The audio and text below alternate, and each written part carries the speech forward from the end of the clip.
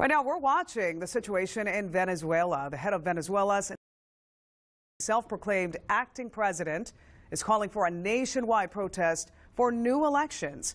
Late this afternoon, U.S. officials announced sanctions against a Venezuelan oil company. Our Washington Bureau reporter Samantha-Jo has been tracking this story and is joining us live now at 5:07. SJ, Florida lawmakers praising this move tonight.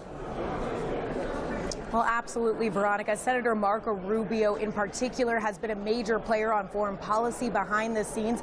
He persuaded President Trump to roll back some of former President Obama's Cuba changes and really has been sounding the alarm on Nicolas Maduro in Venezuela.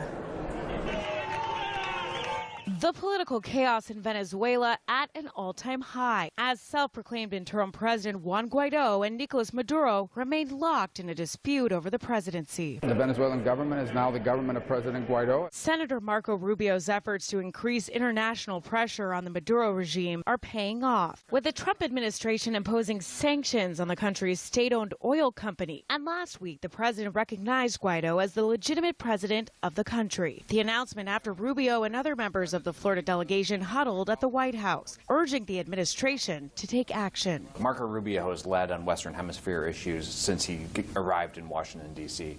People sometimes joke that he's the real Western desk coordinator for this White House. Alex Canant, who worked on the senator's presidential campaign, says while the president and Rubio were political foes 3 years ago, that hasn't impacted their current relationship. He's seen by the White House, by national security leaders inside the Trump administration, as a true expert on issues like Venezuela and Cuba. If you're a Floridian from Venezuela or from Puerto Rico or from Cuba, you're thankful that Marco's there because he's representing not just your interests, but your home country's interests. Senator Rick Scott is applauding the administration's crackdown on Venezuela. Peace in Latin America, and the way to do it is hold people accountable. White House National Security Advisor John Bolton says that he expects that these sanctions will block $7 billion in assets and cause $11 billion in lost export revenue over the next year. Reporting live on Capitol Hill, Samantha-Jo, Spectrum, K News 9.